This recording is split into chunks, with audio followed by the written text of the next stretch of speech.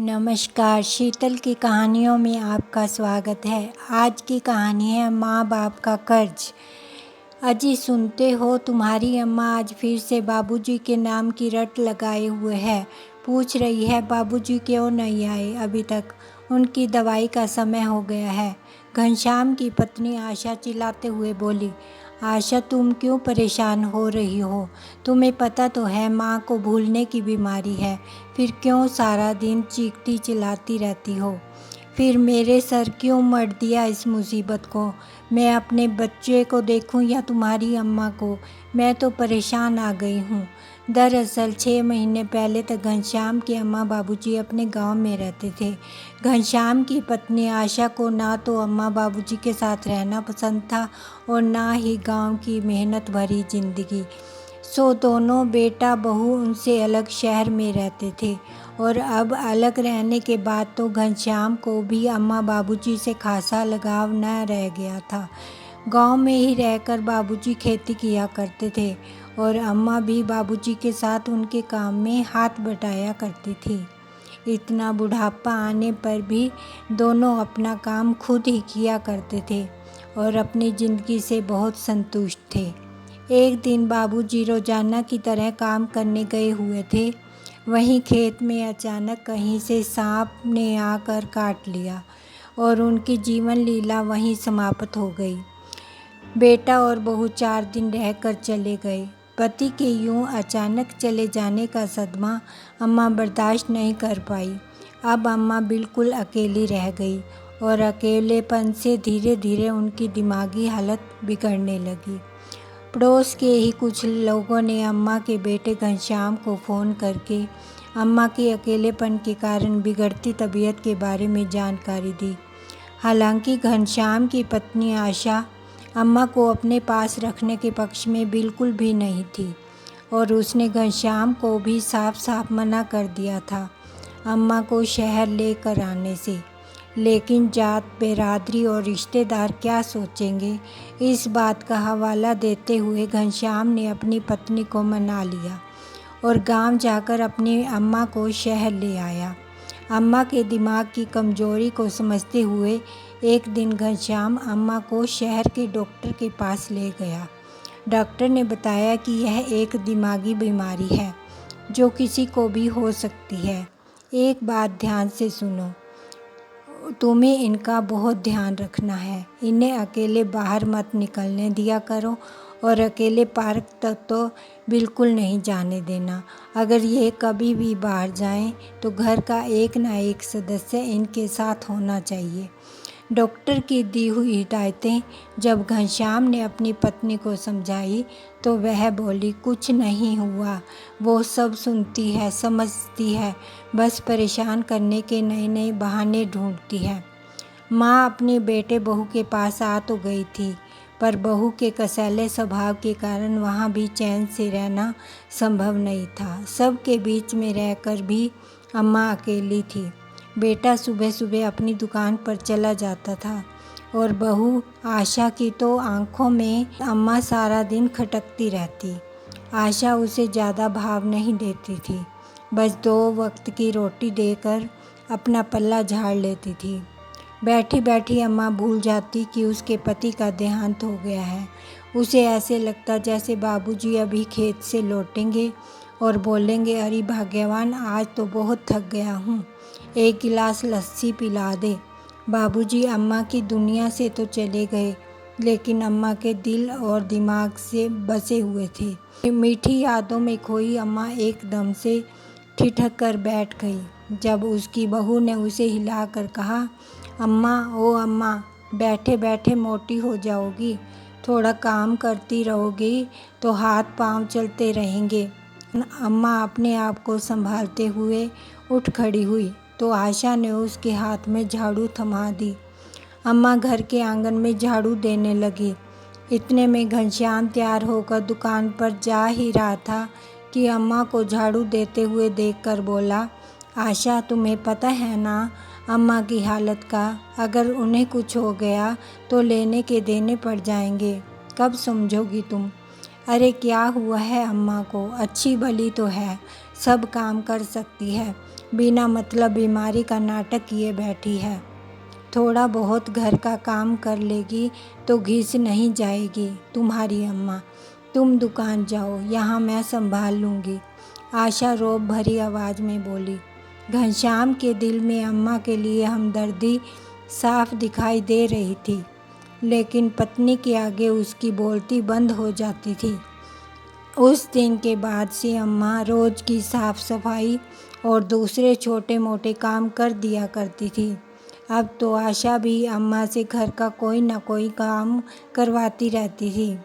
बहू के व्यवहार के कारण कभी कभी अम्मा बहुत ज़्यादा उदास हो जाती थी। उसका अपने पोते के साथ खेलने का दिल करता, लेकिन आशा अपने बेटे को उनके नज़दीक भी नहीं लगने देती थी। कभी उसे अपने पास बुलाने लगती तो अम्मा को घूरते हुए आशा अपने बेटे को वापस ले जाती। वह दूर से ही पोते को खेलते हुए देखती रहती थी और उसी में खुश हो जाती थी। एक दिन अम्मा का बाहर जाने का दिल हुआ। हालांकि अम्मा को घनश्याम ने समझा दिया था कि अम्मा तुम कहीं बाहर नहीं जाओगी, यदि कहीं जाना भी हो तो आशा से कह देना, वह ले जाएगी। लेकिन अम्मा आशा के व्यवहार से वैसे भी दुखी थी, सो आशा से यह कहकर कि थोड़ी देर के लिए बाहर चौखट पर बैठी हूँ, अम्मा दरवाजे के बाहर निकल गई। बाहर बैठे बैठे अम्मा भूल गई कि उसका घर कहाँ है। बेध्यानी में इधर उधर टहलने लगी, सोचने लगी कि अब वह घर कैसे पहुँचेगी। डर के मारे रोने लगी।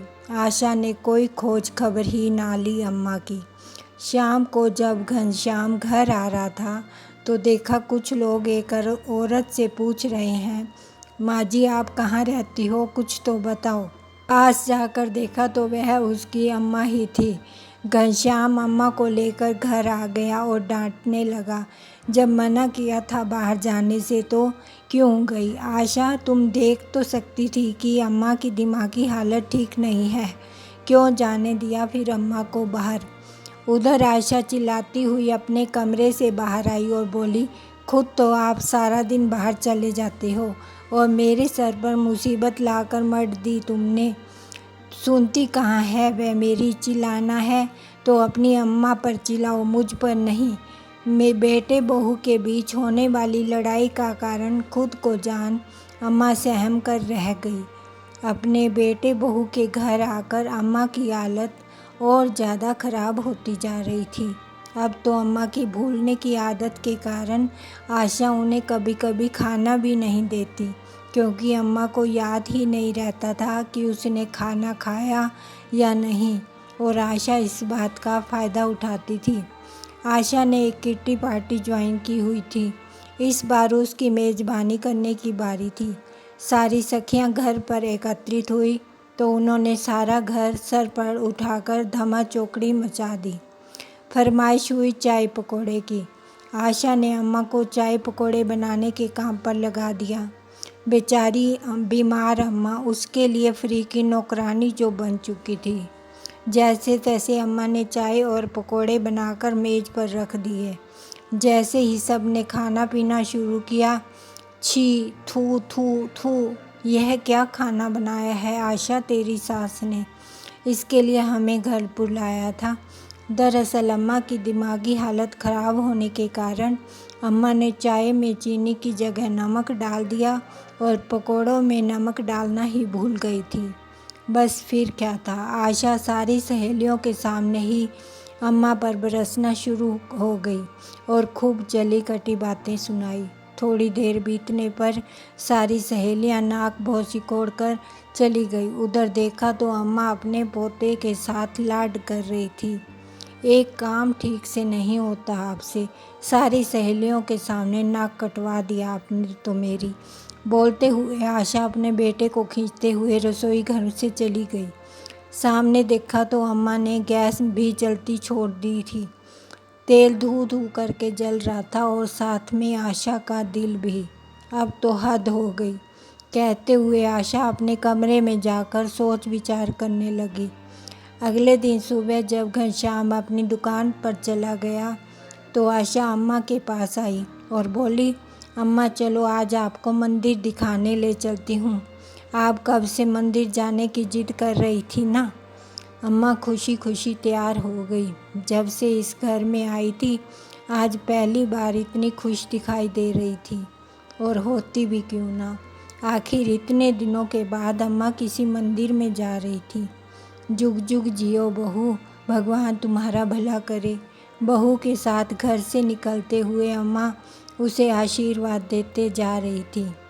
शहर के दूसरे किनारे के एक मंदिर में पहुंचकर आशा वही अम्मा को एक कोने में बिठा दिया।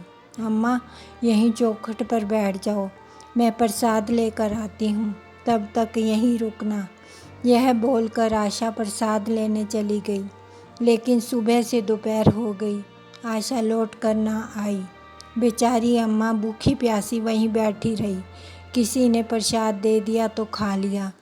दोपहर को पुजारी ने देखा कि एक बूढ़ी औरत मंदिर की सीढ़ियों पर कब से बैठी है, तो उनसे पूछा आप कौन हैं, कहाँ से आई हैं। और बेचारी अम्मा अपना नाम भी बताने में सक्षम नहीं थी। पुजारी ने थोड़ी देर इंतज़ार किया, लेकिन कोई ना आया, तो पुजारी ने लोकल न्यूज़ चैनल को फ़ोन लगाकर सूचना दे दी।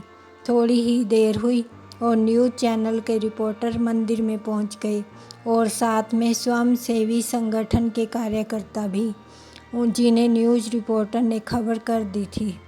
रिपोर्टर अम्मा से सवाल पूछते रहे, लेकिन वह बेटे के नाम के अलावा कुछ और बोल ही नहीं पाई। उन्होंने अम्मा की वीडियो बनाकर चैनल पर शेयर कर दी, और अम्मा से पूछताछ में जो थोड़ी बहुत जानकारी मिली वह भी उन्होंने न्यूज़ चैनल पर डाल दी। शाम को घनश्याम जब दुकान से वापस घर आया तो हैरान होते हुए बोला, अम्मा क्यों नहीं दिखाई दे रही, कहाँ गई है? अकेले तो कहीं जाने से रही। मुझे क्या पता कहाँ गई है तुम्हारी अम्मा, बिना बताए कहीं भी चली जाती है। मैं तो तंग आ गई हूँ उनके इस भूलने की बीमारी से। अच्छा ही हुआ जो चली गई। आशा नज़रें चुराते हुए बोली, यह तुम क्या कह रही हो? तुम्हें जरा सा भी तरस नहीं आता मेरी बीमार बूढ़ी अम्मा पर? पता नहीं कहाँ होगी, किस हाल में होगी। हे भगवान, अब मैं क्या करूं? घनश्याम अम्मा की चिंता में डूबा जा रहा था।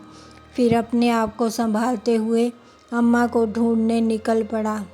अम्मा जी को भूखा प्यासा जान संगठन के सदस्य उनके लिए खाना और चाय लेकर आए। बेचारी भूख से तड़पती अम्मा खाने पर टूट पड़ी। उधर न्यूज़ चैनल पर अम्मा का वीडियो देखकर किसी ने आकर अम्मा के घर का पता दे दिया। अम्मा को लेकर न्यूज़ रिपोर्टर और स्वयंसेवी संगठन के लोग दिए हुए पते पर पहुँचे तो देखा घर में एक बच्चा ज़ोर ज़ोर से रो रहा था। उसकी माँ उसे तरह तरह की चीज़ें देकर बहलाने की कोशिश कर रही थी, लेकिन इसके बावजूद भी वह चुप नहीं हो रहा था। लेकिन जैसे ही दादी को देखा, अम्मा अम्मा चिल्लाता हुआ उसकी ओर दौड़ा। अम्मा ने बड़े प्यार से उसे अपनी गोदी में ले लिया और उसे दुलार करने लगी। बच्चा तुरंत चुप हो गया, लेकिन अम्मा को देखकर आशा हैरत में पड़ गई। आशा उसे नफ़रत से घूरती जा रही थी। आशा को यकीन था कि अपनी भूलने की बीमारी के चलते अम्मा की घर में वापसी नहीं हो पाएगी। अम्मा को देखते ही जैसे उसके सारे अरमानों पर पानी फिर गया। घर पर आए रिपोर्टर और संगठन के सदस्यों ने आशा से घनश्याम का मोबाइल नंबर लिया और उसे फ़ोन करते हुए तुरंत घर पहुंचने के लिए कहा। थोड़ी ही देर में घनश्याम हैरान परेशान सा होता हुआ घर पर पहुंच गया। आकर अम्मा को सही सलामत देखा तो जान में जान आई। घर में रिपोर्टर आए हुए थे और आशा से पूछताछ कर रहे थे। उन्होंने सारा मसला घनश्याम को बताया। थोड़ी देर में पुलिस भी वहां पहुंच गई। पूछताछ में आशा ने स्वीकार किया कि गांव वाला मकान अपने नाम करवाने के बाद वो ही अम्मा से छुटकारा पाने के लिए उसे मंदिर में छोड़कर आई थी। घनश्याम को तो जैसे अपने कानों पर विश्वास ही नहीं हुआ। उसे ऐसे लगा जैसे उसके सिर पर आसमान टूट पड़ा हो। उसने यह सब सुनते ही आशा को एक ज़ोरदार थप्पड़ मारा। तुम्हारी इतनी हिम्मत! आशा चिल्लाई। हिम्मत तो तुमने अभी देखी ही कहाँ है, दूसरा थप्पड़ मारते हुए घनश्याम बोला। तुम्हारे कारण मैं इतने साल अपने अम्मा बाबूजी से अलग रहा। अब जब अम्मा बीमार है तुम्हें तब भी उन पर तरस नहीं आया। उनका ध्यान रखने के बजाय तुमने उनकी हालत और ज़्यादा ख़राब कर दी। कोई लड़ाई झगड़ा ना हो यह सोचकर मैं चुप रहा, लेकिन आज तो हद हो गई। तूने एक बार भी यह नहीं सोचा कि मेरे बेचारी अम्मा की क्या हालत होगी। मुझे माफ़ कर दो अम्मा, मैं तुम्हारा गुनहगार हूँ। यदि मैंने शुरू से ही आशा की मनमानी पर लगाम कसी होती और अपनी बात कठोर तरीके से कह दी होती कि मैं अपने माँ बाप के साथ ही रहूँगा, तो आज तुम्हें यह दिन ना देखना पड़ता। कहते हुए घनश्याम की आंखों से अश्रुधारा बहने लगी। आज मैं आप लोगों को एक मौका दे रहा हूँ। इसके बाद भी यदि तुमने अपनी माँ के ख्याल में थोड़ी सी भी लापरवाही बरती तो तुम्हें कानूनी कार्रवाई से कोई नहीं बचा सकता। इंस्पेक्टर ने घनश्याम और आशा दोनों को ज़ोरदार फटकार लगाते हुए कहा। घनश्याम इंस्पेक्टर के सामने हाथ जोड़कर खड़ा हो गया और बोला, मैं बहुत शर्मिंदा हूँ इंस्पेक्टर साहब। आगे से मैं आपको कोई शिकायत का मौका नहीं दूंगा। ठीक है, लेकिन आप अपनी माँ जी का ख्याल ठीक ढंग से रख रहे हैं या नहीं, यह सुनिश्चित करने की जिम्मेदारी मैं स्वयंसेवी संगठन को ही दे रहा हूँ, जो हर 2-3 दिन के बाद आपकी माँ जी का हालचाल जानने आया करेंगे। यह कहकर इंस्पेक्टर साहब चले गए। संगठन के सदस्य जब जाने लगे तो जाते जाते थोड़ा रुक कर आशा से बोले, माँ जी की भूलने की बीमारी चाहे लाख बुरी हो, लेकिन देखा जाए तो उसमें एक बहुत बड़ी अच्छाई भी है। वो ये कि उन्हें तुम्हारे बुरे कर्म कभी याद नहीं रहेंगे। यह सब सुनकर आशा तो जैसे ज़मीन में गड़ गई। आशा ने नज़रें उठाकर अम्मा की तरफ देखा तो अम्मा अपनी गोद में बच्चे को बिठाए उसे कप से दूध पिला रही थी। आज आशा को अपने किए पर पछतावा हो रहा था। भरी आंखों से माँ जी के पैर छूकर माँ जी के सामने हाथ जोड़कर खड़ी हो गई। अम्मा ने बहू की आंखों में पछतावे के आंसू देख उसे चुप कराया और गले से लगा लिया। आशा ने मन ही मन एक अच्छी बहू, अच्छी पत्नी और अच्छी माँ बनने का प्रण ले लिया। दोस्तों, ये कैसा बंधन है माँ बाप का बच्चों के साथ, जहाँ बलिदान और त्याग का यह सिला मिलता है माँ बाप को। वे अपनी खुशियों का त्याग करके, अपनी ख्वाहिशें भूलकर अपना सर्वस्व अपने बच्चों पर निछावर कर देते हैं। पर बड़े होते ही बच्चों को इनका प्यार अपने पैरों में बंधी बेड़ियों के समान लगता है। सच तो यह है कि हमारे माता पिता ईश्वर द्वारा हमें दिए गए बेशकीमती उपहारों में से एक होते हैं, जिनका हम पर कर्ज इतना बड़ा है कि हम चाह कर भी उस कर्ज से मुक्त नहीं हो सकते। धन्यवाद।